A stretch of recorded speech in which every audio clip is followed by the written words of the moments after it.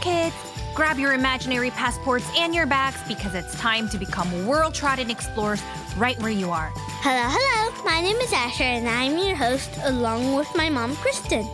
Today, we're going to take our magical train to the Amazon basin in South America to learn about cacao trees. And this is an extra special adventure because we have Asher's baby sister Arden joining us as well. Thanks for having me. Before we get started on our episode, we want to say thank you to Augy for leaving us a 5-star review. They said, "Can you do an episode about fruit?" Check out our previous episodes on fruits around the world, but we should definitely do more.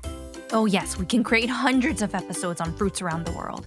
There are so many. Thank you so much for your review. And big thank you to Chloe from Idaho for your 5-star rating. Chloe said, "My birthday is in May. I live in Rexburg, Idaho, USA. My dream is to travel around the world. Culture Kids helps me get ready. You should totally do a podcast about Paris, France. I love that everyone can listen to Culture Kids." Happy birthday, Chloe! And lastly, a big shout out to Colton and Lucy from Everett, Washington. Thank you so much for being a part of our Culture Kids community. And grown-ups, if you love the work we're doing at Culture Kids, we invite you to visit our website at culturekidsproductions.org and click on the support tab to make a contribution. Your donation, no matter the size, helps us keep our show accessible to families everywhere. Every gift extends our Culture Kids table so that more children around the world can have a seat and have a place to belong. Thank you for helping us foster curiosity, compassion, and connection for the next generation. Woohoo! Okay, so before we hop on our culture train, can we go back to see why we're learning about a tree when I thought we were learning about chocolates? Great question, Asher. So, you know the delicious, sugary, rich, and yummy bites of chocolate that you like? Well, guess what? Chocolate comes from a bean that grows on a special tree. Beans? Wait, like beans that you eat with rice? Like rice and beans? Well, there are lots of different kinds of beans in the world, but this bean comes from the cacao tree. So to learn about chocolate, we've got to learn about the tree first. To learn all about it, we're hopping on our culture train and heading deep into the Amazon basin where the cacao tree first grew. The Amazon basin is like a giant bowl of trees. That's a great way to put it. It is a huge, lush area filled with rivers, animals, and some of the most amazing plants in the world, including the cacao tree. And of course, it is home to the Amazon rainforest. The largest rainforest in the world. Yes, it stretches across countries like Brazil, Peru, Colombia, Ecuador, and Bolivia. The land is crisscrossed with rivers, and one of them, the Amazon River, is one of the longest and most powerful rivers in the world. You might see sloths snoozing in trees, macaws squawking overhead, or even a pink river dolphin swimming through the muddy waters. Pretty cool place for a little chocolate bean to grow, if you ask me. Yes, the cacao trees need lots of rain, shade from taller trees, and rich soil, which is why they love living in rainforests like the Amazon basin. So the trees are kind of picky. They don't like too much sun or cold weather. Yes, that's why you'll find them growing under the canopy of bigger trees, almost like they're hiding in the jungle, waiting to grow their magical chocolate beans. Shall we go find some in the Amazon basin? Yes, please! I hear our culture train. Let's go! Okay, everyone, get ready for one of the most magical places on Earth. A giant rainforest filled with towering trees, and it is bursting with life, from sleepy sloths to squawking parrots to sneaky jaguars. And deep in this wild green jungle is where our chocolate adventure begins. Buckle up, because we are going to... All aboard! The Amazon basin!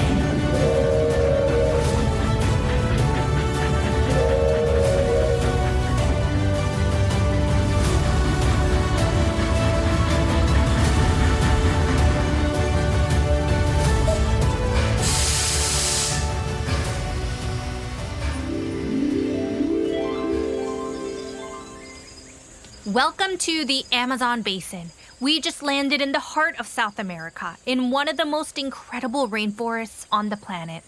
It's hot, steamy, and the air smells earthy and fresh from all the plants and rain. All around us, we see thick green jungle. Tall trees stretch way up into the sky. Vines dangle down like jungle spaghetti. And the sound of birds, frogs, and buzzing insects fill the air. Mosquito! Shoo, shoo, shoo! Look at all of those giant leaves. And I think I just saw a monkey swinging from a tree. I hear frogs. Oh yeah, I do hear many frogs. Yep, this rainforest is buzzing with life.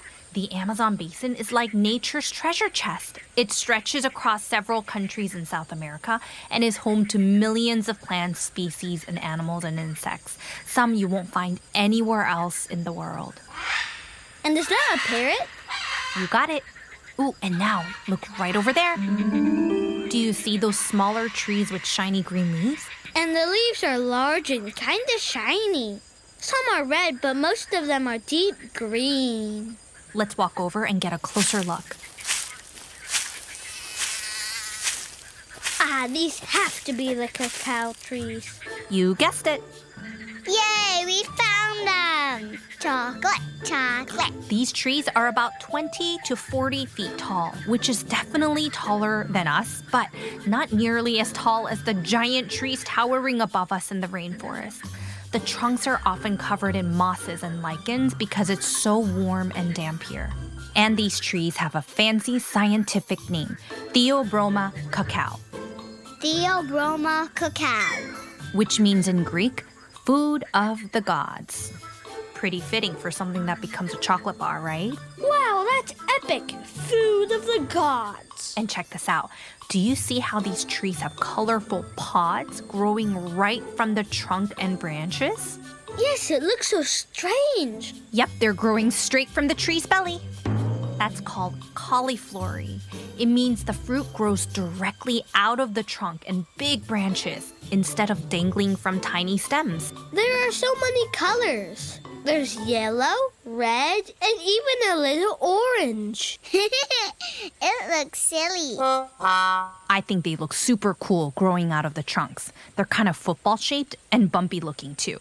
And each one holds a secret inside. I bet I know what this is. Chocolate beans. Yes, but inside those colorful pods are cacao beans, but they don't look or taste like chocolate yet. They're surrounded by a white, squishy pulp that tastes a little bit like tangy fruit. Some say mango or even lemon. That's where our chocolate story really begins. Can we open a pod and see what it looks like? How do we do it? Just crack it open? So, in real life, farmers use a special knife or a machete to carefully cut the pod open without damaging the beans inside. Could you do it, Mama? It's a skill I'm afraid I don't have. But lucky for us, we're on a magical Culture Kids journey, so we can open it together with a little imagination. I can't wait. I bet chocolate is gonna ooze out of it. Ooey gooey chocolate. Are you ready? One, 1, 2, 3. Aw, I see ooey gooey white stuff. Why is this in here? It looks like marshmallows covered in slime. That's actually the pulp I talked about earlier. Each of those lumps is a cacao bean wrapped in this sweet, gooey coating. The pulp is super juicy and smells a little like fruit. Some say it tastes like a mix of mango or pineapple. Can I take a sniff? Oh, go ahead. Me too, me too. It does smell fruity. It smells like oranges. Yep, that's the magic of cacao. And if we peel back the pulp, inside each one is a purplish brown bean. And this, my friends, is the cacao bean. What does it taste like if I peel the white gooey pulp and eat the cacao beans from the wild? Super duper bitter. Definitely not snack time for you guys. Yeah, I'll pass. Me too. So then how do the cacao beans become chocolate? Does a wizard come here and say, "Turn into chocolate now"? That is a good question. To find out, we're heading to a small cacao farm where families have been growing and caring for these trees for generations. Hold on tight. We're taking a short ride through the rainforest. Let's go!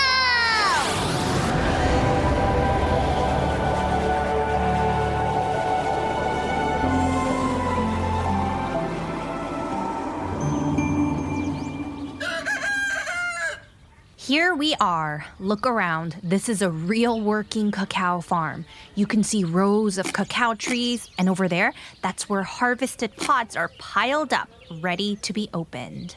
So they really open each one by hand? Yep, farmers use a tool like a machete to slice open each pod. They scoop everything out and place it into large wooden boxes or sometimes lay it out in baskets or banana leaves, covering it to keep the heat. That's the first big step, fermentation, which helps develop the flavor of chocolate. It's when tiny natural helpers called microbes change the food and make it taste better and last longer. Hey, like kimchi! Great comparison. Yes, kimchi is another type of food that goes through the process of fermentation. For cacao, fermentation helps the beans lose their gooey pulp and start to smell and taste more like chocolate. Over several days, the sweet pulp melts away and the beans start to darken. They get hotter and the flavor begins to change, getting one step closer to chocolate.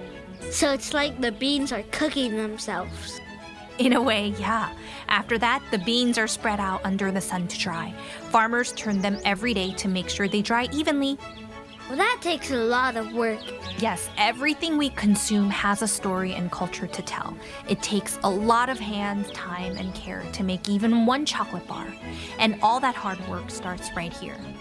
So what happened after fermentation? Do the beans get sent to factories? Once the beans are dry, they're packed up and sent to chocolate makers, sometimes in other parts of the country or even around the world. At the chocolate factory, the beans are roasted, kind of like coffee. Roasting brings out the yummy chocolate smell we all love. After roasting, the outer shells are removed and the inside part, the nib, is ground up into a thick paste.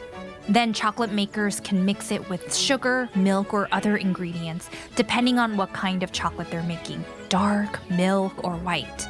The chocolate is poured into molds and cooled down until it hardens. And just like that, a chocolate bar is born. Ta-da! Whoa, that takes a lot of work. I guess I never really thought about where chocolate really comes from. That's the magic of learning where our food comes from. Behind every sweet bite is a whole adventure. And did you know that cacao has been important to many cultures around the world for thousands of years? The Maya and Aztec peoples in Mesoamerica honored cacao as sacred. They didn't eat chocolate like we do. They drank it in special ceremonies, sometimes with spices or chili, as a way to connect with the divine. So chocolate was more like a magical drink back then. Does it taste like hot chocolate? No, not quite. I think it tasted very differently from the hot chocolate you're used to. This drink was called chocolatl, which means bitter water in their language, Nahuatl. Hey, chocolatl. That sounds like the word chocolate. That's right. And now that we followed its journey, maybe we'll never look at a chocolate bar the same way again. And did you know that purchasing certain types of chocolate can also help make a difference in the world? How? Because it makes people happy? Oh, that too. But some chocolates come with special labels like fair trade or ethically sourced. These labels mean that the people who grew the cacao beans were paid fairly and worked in safe conditions. That's awesome. So when I pick a chocolate bar with a fair trade label, I'm helping people and the planet? Exactly. So maybe next time you're at the store, see if you and your grown-ups can find anything with those special labels. It's a small but a kind gesture to show respect to the people making them. Okay, but I think I need to eat some chocolates like right now. Can we go back home and buy some? What do you think, Arden? Sounds like a good idea. You got it. And to our Culture Kids families, what's your favorite kind of chocolate? Isn't it amazing how a simple treat can have such a big story?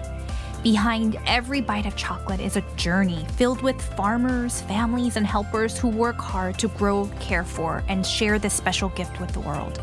When we take the time to learn about where our food comes from, we begin to see the people and the love behind it. So next time you enjoy a chocolatey treat, take a moment to say thank you in your heart. And if you can, try to choose chocolates that support farmers and protect the planet too, because even small choices can make a big difference. And to all our cacao bean farmers around the world, thank you for sharing your delicious cacao beans with us. And lastly, always remember you and your family are valued, welcomed, and celebrated for exactly who you are, because every child belongs here at Culture Kids. Bye, Culture Kids!